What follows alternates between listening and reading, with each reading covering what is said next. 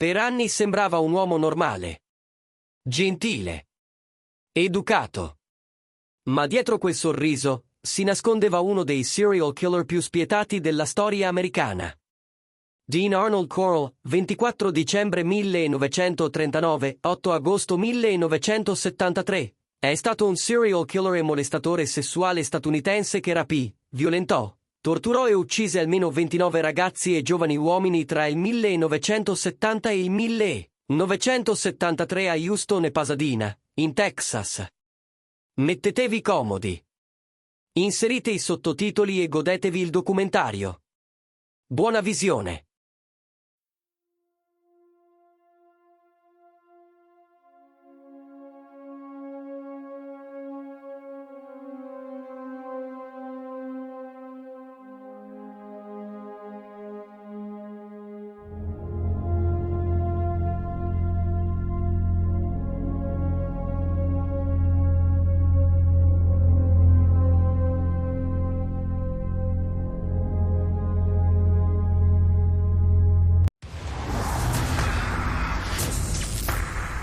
August 1973. A terrified teenager reports a fatal shooting just outside of Houston, Texas. When I got there, walked in and saw the naked body with him shot 6 times and saw the floor was covered with plastic sheet. And I knew that this was not just an ordinary shooting. The discovery exposes a crime so chilling that even hardened homicide detectives are stunned by its brutality. Everyone was appalled and shocked. It just was unheard of. This was the crime of the century. Along with police, there are those who chronicle the investigation up close, on film, on paper, and on tape. They are the public's first witness. Through their eyes, they capture our darkest chapters of crime.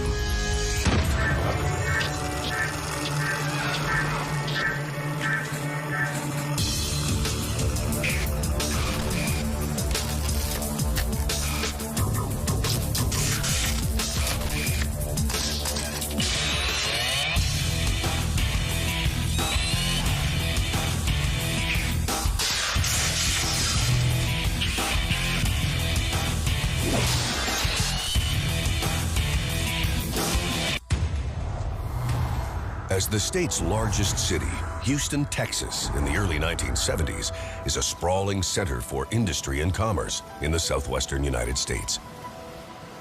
There are areas of the city, however, whose time has come and gone. One of these neighborhoods is on Houston's northwest side, known by its residents as the Heights. At one time, the Heights was a very upper-class socioeconomic area back around the turn of the century. But then by the 70s, there was sort of an economic downturn within the Heights. Many troubled teens simply run away from the problems they encounter at home and at school. Some parents, they would file missing persons reports. They would bug the police. They would look for their children, but those were a minority. The great majority of parents, as I remember it, simply decided that their child had left. At that time, the Houston Police Department did not have a missing persons division. But I do know that there were several teenagers from the Heights area, maybe up to 13, that had been reported missing in the early 70s. May 29th, 1971. Dorothy Hillegeist waves goodbye to her 13-year-old son David and his 16-year-old friend Mally Winkle as they head off to a local swimming pool in the Heights. The boys are last seen getting into a van not far from the Hillegeist home. When they do not return, their families report their disappearance to the police. The techniques police used at the time to search for missing teenagers, runaway juveniles, was contact their friends, contact neighbors, talk to people about whether or not they've seen them, heard any rumors about where they might be, that sort of thing. Well, it was often assumed that if a teenage boy was missing, that he was a runaway, or he just decided to to lay out several nights staying with friends. But despite police assurances, Dorothy Hillegeist cannot believe that her happy, outgoing son with above-average grades is a runaway. As the days turn into months, the family combs the Houston area, hires a private detective, and even seeks the advice of a psychic. And his mother went around and put up pictures of him and notices on utility poles and all kinds of things. Now, she really tried to find him. Neighborhood friends, including 15-year-old Wayne Henley, helped distribute the posters that offer a $1,000 reward. But there are no takers. Mally Winkle and David Hillegeist have simply vanished. They are still missing a year later when 17-year-old Billy Balch and friend Johnny Delhomme also disappear. Billy's brother Michael has a history of running away, so police assume that Billy has done the same. His parents try to follow a few leads of their own. They recall that Billy often hung out at the home of an electrician with the Houston Light and Power Company, an amiable older man named Dean Corll, known in the neighborhood as the Candyman. Dean Corll earned the nickname the Candyman because his younger days, his family owned a candy company, a small candy company located in the Heights. And he often gave candy away to kids in the neighborhood. Well, most of the people that lived around him in the neighborhood, they said he was a nice guy. He'd help them get their car started or, do little things in the neighborhood for people. And they all kind of liked him. Nice, friendly. He was a very good-looking man. And he was friends with the kids on the block that would be walking from the elementary school and the junior high school. Sometimes he would take kids on rides in his van. Nobody really had anything bad to say about him. Knowing that Billy once sold candy for the Corll Company, his family goes to Dean for help. Unfortunately, the electrician has not seen Billy for a while, but promises to call as soon as he does. The Balch family is still searching for Billy in November of 1972, when their 15-year-old son Michael also vanishes.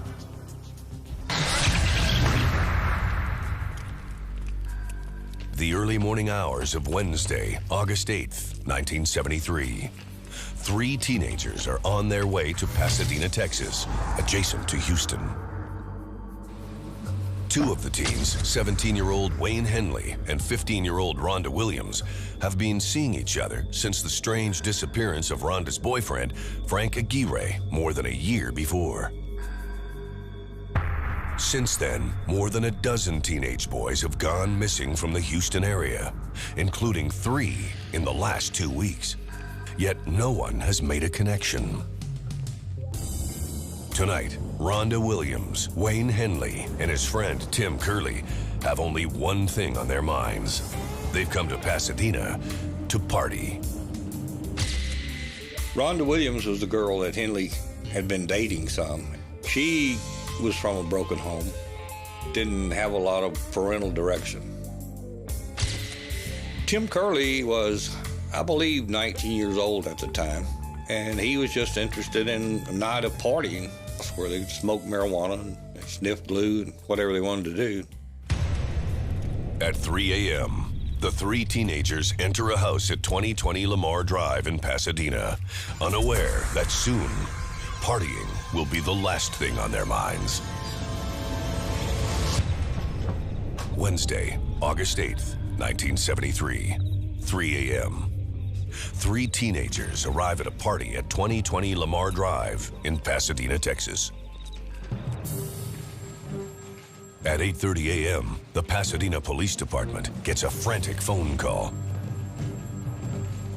I had just come to work in the detective division, and it was on my first cup of coffee, and the Lieutenant Goad pointed his finger at me and said, "Come here, you got a shooting," and he handed me the address, 2020 Lamar. When Detective Sergeant David Mulliken arrives at the scene, he finds a Pasadena police officer waiting outside with an empty .22 caliber pistol and 3 suspects.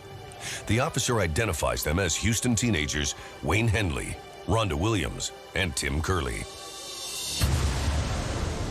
The first officer to respond to the call that morning was uniformed patrolman Jerry Jameson. He was met by Henley and Curley and Rhonda. They were sitting on the curb out in front of the house. And Henley said, "I just killed a man. He's in the house." At 34, Mulliken is a 12-year veteran with the Pasadena Police Department. He is about to take on the biggest case of his career.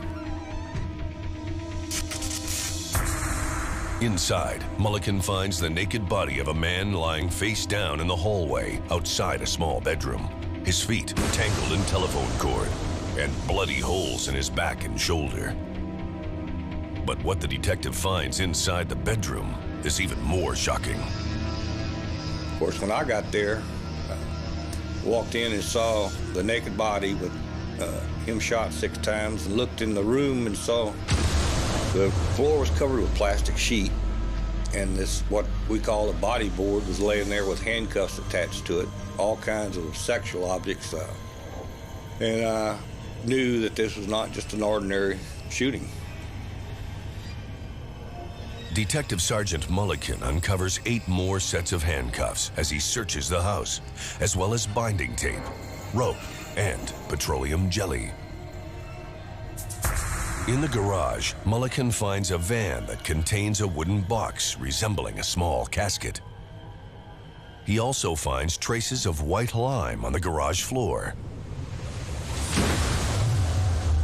Mulliken also discovers the identity of the man in the hallway. He is 33-year-old electrician Dean Corll, known by the kids in the Heights as the Candyman. At police headquarters, the 3 teenagers are questioned, and all 3 tell essentially the same story. Wayne Henley tells Detective Mulliken that he has known Dean Corll for several years, that he and many of his friends hung around with the Candyman in the Heights before Corll's recent move to Pasadena. Wayne Henley was a very bright, streetwise 17-year-old. A school dropout. He lived at home with his mother. I don't think his father was around much in his teenage years. Corll appeared to be a lot of fun to be around, and he did provide parties that other teenagers went to. So I think the teenagers enjoyed being around him because he was an older man who showed them a lot of fun.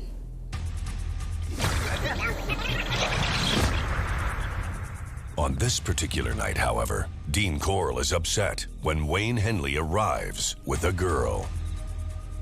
But Henley is able to smooth things over, and the party is soon underway. Henley and Curley and this girl stayed up all night doing what they called huffing, or sniffing glue and paint and whatever they had handy. And they passed out, and when they woke up, Corll had them all handcuffed. The teens are shackled hand and foot, and Rhonda and Tim have masking tape over their mouths. Brandishing a knife and a gun, Dean Corll vows to kill them all, but only after he has his fun. Henley knew the jig was up, that Corll was getting ready to do him. So he talked to Corll and convinced him to take the handcuffs off and that he would help him do the others. Then they strapped Curley to one side of what we call a body board, then strapped the girl to the other side and told Henley, "You have sex with the girl while I have sex with the boy."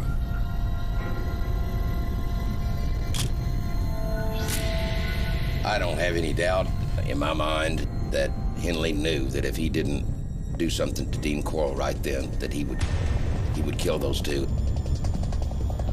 And when he got his hand on a gun is when he started firing and shot Dean Corll dead.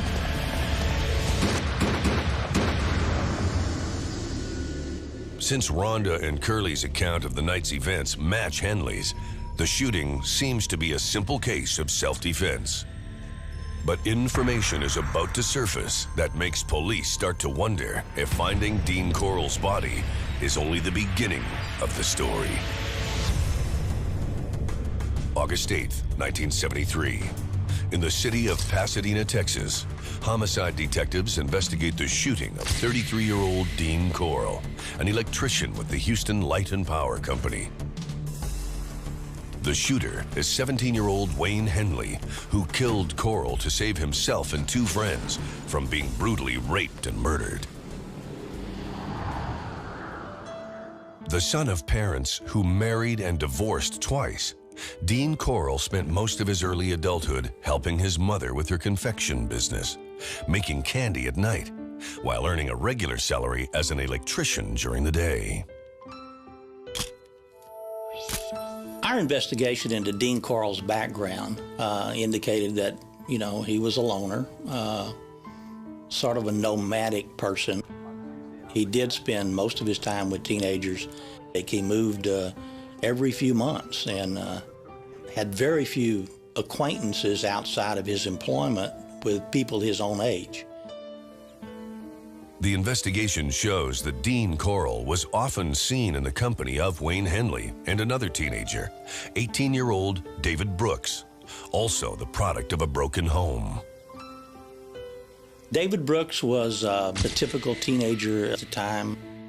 He lived in the Heights area, smart, streetwise, but a loner, and someone who spent a lot of time on the street. Dean Corll's parents both admit that their son was very depressed in the days leading up to his death and talked about being in some kind of trouble. They share their suspicions with police that his teenage companions may not be as innocent as they seem. When I got back to the station, I started talking to Henley and Curley and Rhonda. And at first, Henley didn't say anything about bodies. And then he started telling me that was one reason he had killed Corll, because he had a warehouse full of bodies. Back when Henley told me about this, what he called a warehouse, I was pretty skeptical at the time. Wayne Henley, however, has names to back up his story. Boys who have disappeared from the Heights: Jones, Corll, and Hillegeist. And Henley thinks he knows how to get to the boat shed in question. When Detective Mulliken checks the story with Houston Homicide, he discovers that teenagers Charles Corll and Marty Jones have been missing for just over 2 weeks, and neither fit the profile of a runaway. Houston police also have a file on David Hillegeist, who disappeared on his way to the local swimming pool in May 1971. August 8, 1973. In the late afternoon, detectives from the Pasadena and Houston police departments arrive at the Southwest Boat Storage Facility in South Houston. It was just a series of sheds made out of metal in which people stored boats or automobiles or all the junk they had assembled and didn't have any use for. Wayne Henley pointed out stall number 11 as the stall where he suspected some bodies were buried. And at that time, we didn't believe him. Even though there were some bizarre things found at the house, we didn't believe that there were multiple bodies buried in this boat shed. The boat shed, however, was locked. So I went to the manager's office and asked who, of course, it was rented to. And she informed me it was Dean Corll. And when we opened the door, Henley turned white as a sheet. And when I was looking at him, I knew the boy was telling the truth. Inside, police find an earth floor, partially covered by 2 sections of carpet. There was a lot of junk and shovels, and there was an old stripped out car. And there were bicycles, shoes, jackets, and there were some sacks of lime. And there were a number of raised places in the ground that looked like they were freshly dug up. The detectives have brought shovels and trustees from the local jail to help in the digging. Not long after they begin, they reach a layer of white powder that they identify as lime. Minutes later, shovels hit something buried 6 inches below the surface. It is a body wrapped in clear plastic, the same plastic found in Dean Corll's bedroom. Then we started scraping the dirt away in a more gentle fashion so we could preserve the bodies. We didn't want cuts and things from the shovels hitting the bodies. It is the naked body of a young boy, a heavy cord tied tightly around his neck.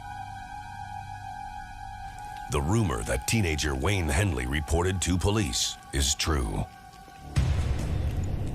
Homicide detectives immediately call a county medical examiner and crime lab investigators to the scene, and they continue to dig.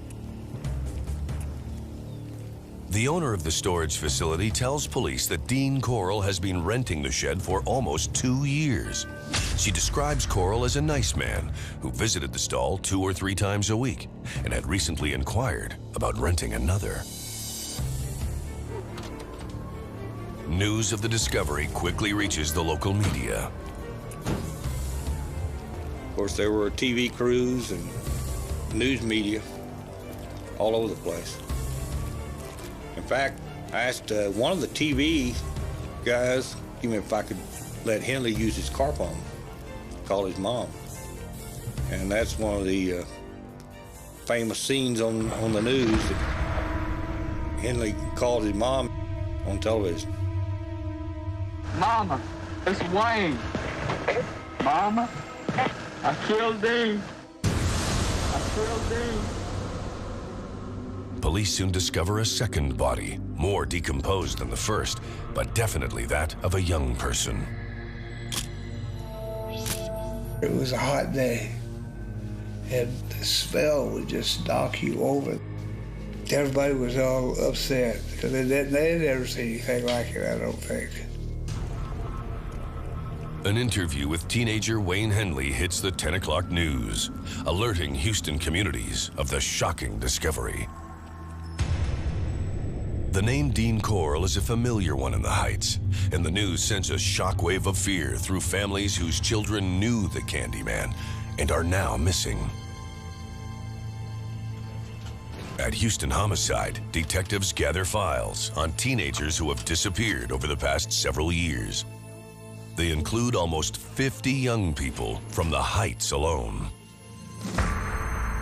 Police divide the boat shed floor into sections and begin systematically digging their way down. As the night wears on, another body is discovered. Then another. And another. It seems like almost every place they dug in there, they found another body. And every time there was a new body found, I would have to run like 200 yards to the nearest telephone and phone in to my office, another body had been found. By midnight, 8 bodies have been recovered and sent to the county medical examiner for autopsy and identification. At the scene, investigators sift through the soil for evidence. When we started diagramming the different locations, some of them were 3 deep. There'd be a body and dirt and a body and dirt and a body on top of each other. The search is not over, and in the light of the following day, the case will take a turn that no one, not even seasoned detectives, could imagine. We like to think of ourselves as big, tough guys and experienced men at this. We were all just absolutely in shock. This was the crime of the century. People just didn't realize that other human beings could do what Dean Corll did to these kids. Thursday, August 9th, 1973. The discovery of 8 bodies buried in a Houston storage shed is headline news across the United States and around the world. At the center of the story is 33-year-old electrician Dean Corll, who police believe is behind the disappearance of teenage boys from the Houston neighborhood known as The Heights. The newspaper reports I have read from that time are pretty detailed, to the point that you knew that there was some kind of sexual abuse going on with these individuals. And even parents as far away as Austin were being very careful where their teenage boys went at night after this all hit the news, because it was quite terrifying. The hero of the hour is teenager Wayne Henley, who led police to the storage shed and stopped Corll from adding friends Rhonda Williams and Tim Curley to his list of victims. There's no doubt about the fact that at the time Henley killed Corll, that under the law he was acting in self-defense and defense of third persons, that being Rhonda and Tim. Yet with 8 bodies already uncovered and the search for more continuing, Detective Sergeant David Mulliken doesn't believe Dean Corll acted alone. He has a few more questions for Wayne Henley, still in custody at the Pasadena police station. We established a pretty good rapport, and I treated him right, you know. He was appreciative of that. And he was pretty honest with me. Henley is so honest that it soon becomes clear that his connection to the case is not accidental. He knows the names of some of the victims because he was present when they first came in contact with the Candyman. When we uncovered the first one, and Henley said that's Dramala, then I knew that he had, you know, played a significant role, and that we were going to find what he said was there. Wayne Henley's relationship with Dean Corll was that Dean Corll was a Svengali to him. I think Corll had a great deal of influence over his life and began to cultivate that relationship with him when he was very young, about 14. Henley's relationship with Corll was that of a procurer. He procured young males for Corll to have sex with on the streets of the Heights and wherever he could find them. He lured them to the house under the pretense that you know, he had some marijuana or he had some other type of drugs to use, and or they were going to have a party. And that's the way he enticed those boys to come to Dean Corll's house. Henley makes it clear, however, that he took no part in the sexual abuse, torture, and murder of any of the victims, although he admits that he was sometimes there when it happened. But another eyewitness is telling a very different story. Earlier that morning, building contractor Alton Brooks arrives at Houston Homicide. With him is his 18-year-old son, David, with information that is about to blow this case wide open. The teenager admits to helping Wayne Henley procure neighborhood teenagers for Dean Corll. He assures police that he had nothing to do with the killings, but claims that the same cannot be said for Wayne Henley. Henley had not mentioned Brooks until that time. And that, when I told him that, he said, well, that's good, because now I can tell you the whole story. Well, at first, he was upset because he was informed that David Brooks had denied any involvement in anything. And so we took Wayne Henley to the Houston Police Department, and he was given the opportunity to speak directly to David Brooks and urged David Brooks to tell the truth. Meanwhile, under the watchful eye of the media and the morbidly curious, investigators uncover 9 more bodies in the boat shed, bringing the total to 17. Some of the bodies are identified that same afternoon by County Medical Examiner Joe Yahimchik. Teenage brothers Donald and Jerry Waltrip are identified through descriptions of clothing provided by their family. They did go quite heavily on personal effects at that time. There are many of these boys that had dental exams and dental x-rays. So the ones who were identified first tended to be the ones that were better preserved. Many more families contact the Houston and Pasadena police departments about their lost children, searching for answers, but fearful of what those answers might mean. The poor parents I talked to, I can't describe anything other than shock that it was one of their children that had been tortured, perhaps sexually abused, and murdered and buried in a plastic sheet. This is before Gacy in Chicago. Nothing like this had ever really happened. A series of serial killings, this many bodies. David Brooks admits knowing Dean Corll since he was 14, actually living with him at several of his residences in the Heights. He also admits to taking part in the Candyman's sadistic rituals. David Brooks never alluded to a sexual relationship between the two of them. However, I think that he was the one who would solicit these young boys to would befriend them to associate with Dean Corll, whose motive we well know was sex, torture, and eventually killing.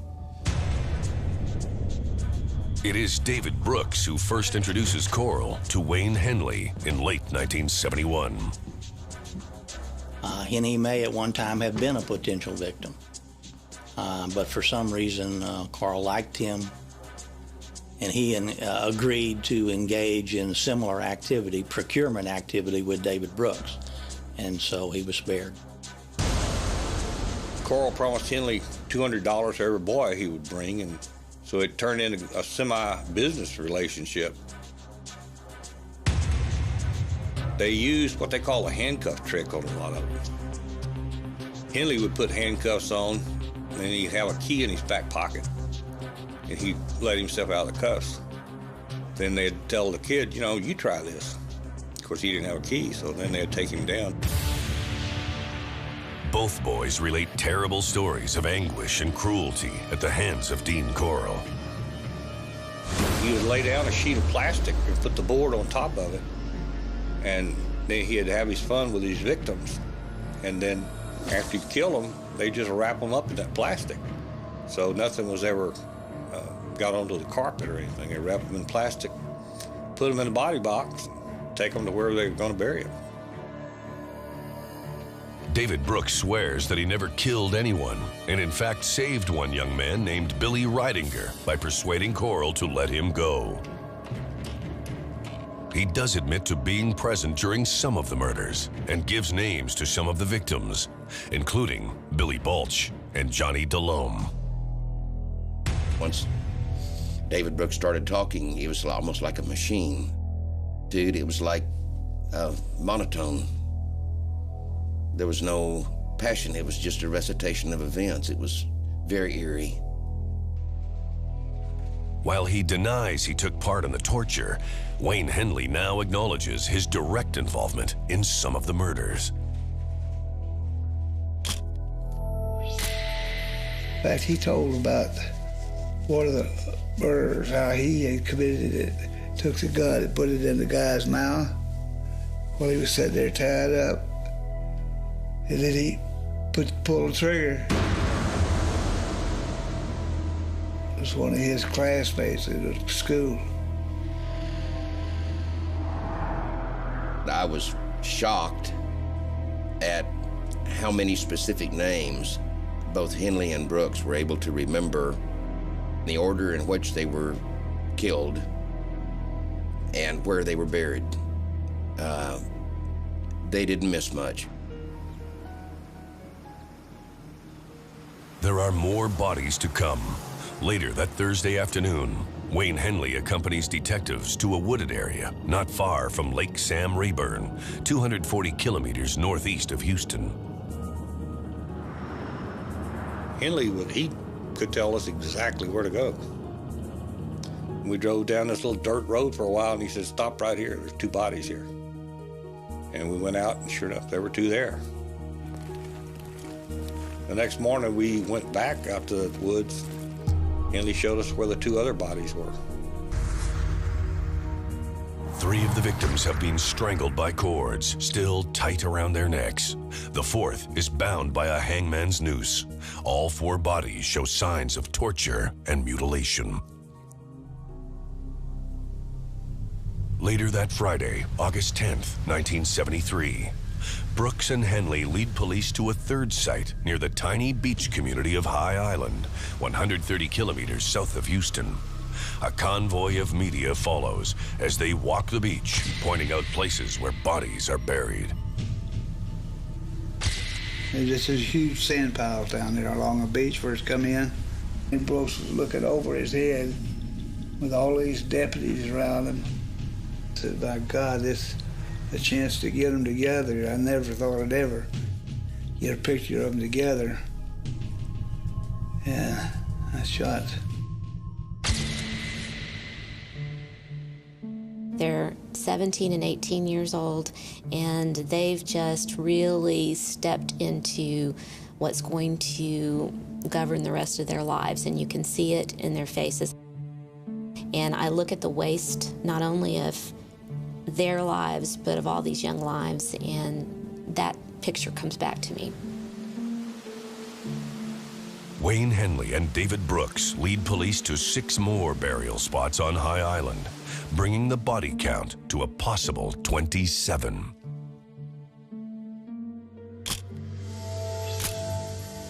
I wouldn't have been surprised if there were 1,000 bodies. I mean, the story was just that big, and who knows how long they'd been going on. That is a question that only one man can answer. And on that same Friday, while the bodies of young boys are being lifted from the beaches of High Island, Dean Corll, the Candyman, is laid to rest, taking his deep, dark secret to the grave. Monday, August 13th, 1973. In Houston, Texas, a grand jury convenes to hear witnesses in the murder case that has taken the county, the country, and the world by storm. The focus is on Wayne Henley and David Brooks, the young men who led police to the bodies of 27 teenagers, brutally murdered over a 3-year period, and who have admitted to being involved in the killings. Reaction is particularly strong in the Heights, the Houston neighborhood where 18 of the victims lived and died. The community was very upset that something like that might not have been investigated well. I do know that the father of one of the sets of brothers was very vocal at the time about things that could maybe have been done to prevent his son's deaths. We had 2 sets of brothers, which must have been very difficult for the families. So hard to lose one son, but to lose 2 in these circumstances must have been terrible. It is difficult for many to understand the power that Dean Corll seemed to have over his teenage accomplices.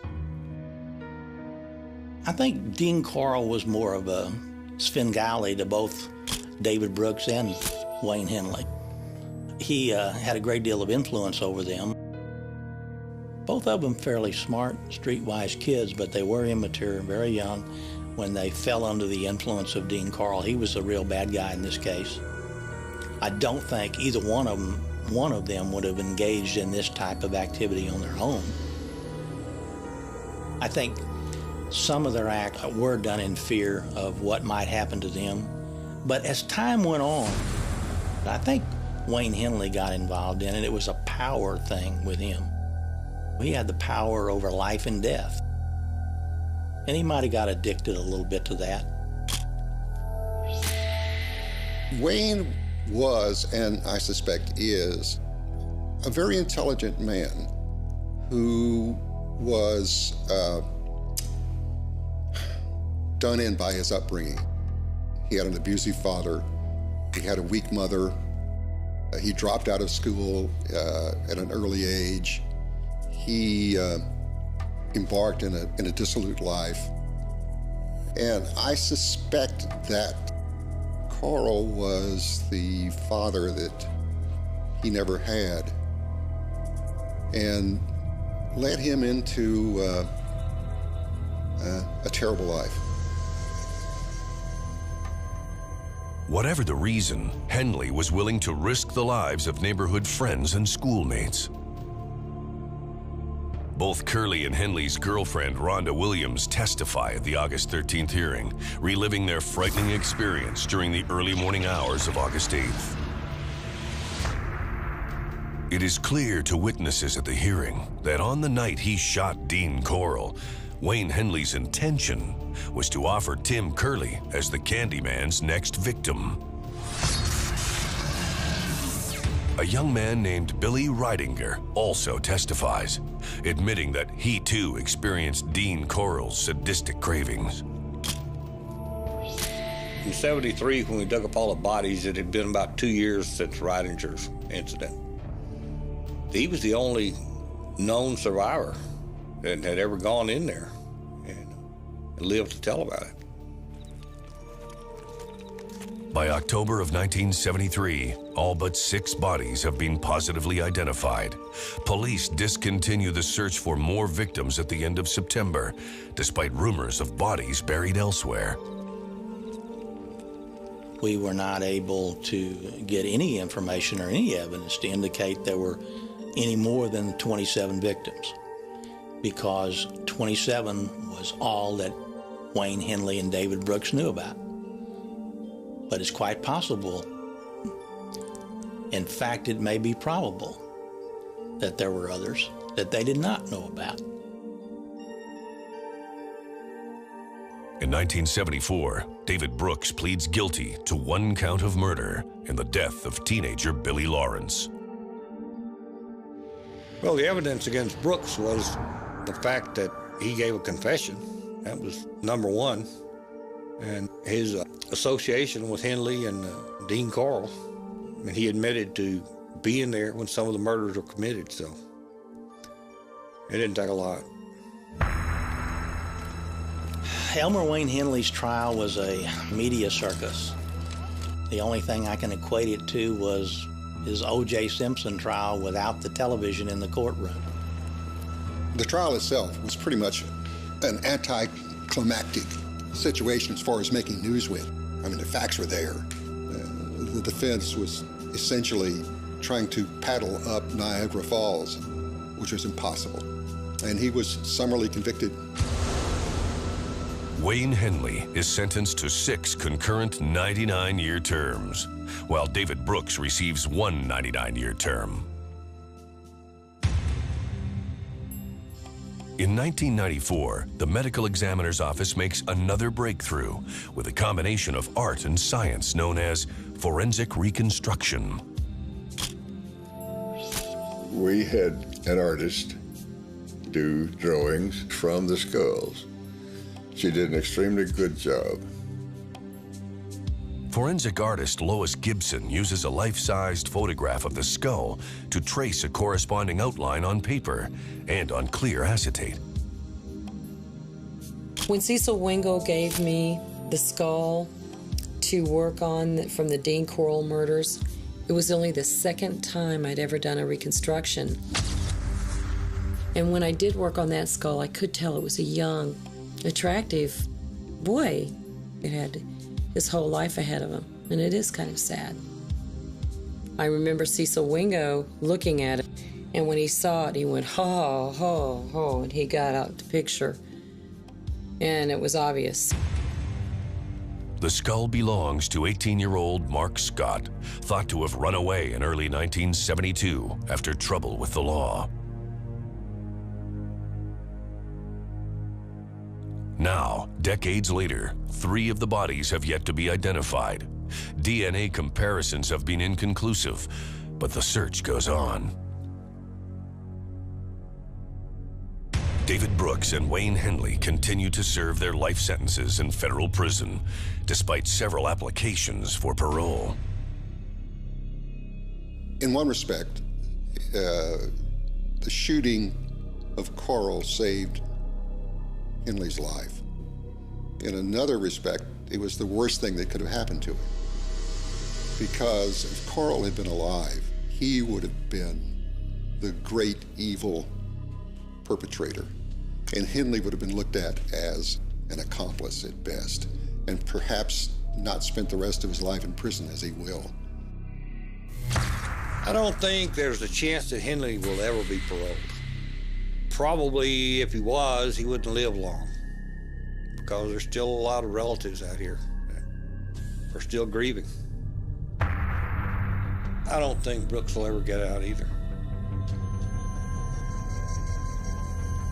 Well, I think this case had a lasting impact on this community. People kept their children on a shorter leash than they did in the past. I think they paid more attention to where they were, who they were with. I know I did with my family. It took a lot out of me emotionally during those days. It was a hard thing to see all those young kids murdered like that and brutalized, but at the same time, it did me some good to know that I had a hand in stopping it. It's just something I'm glad is over.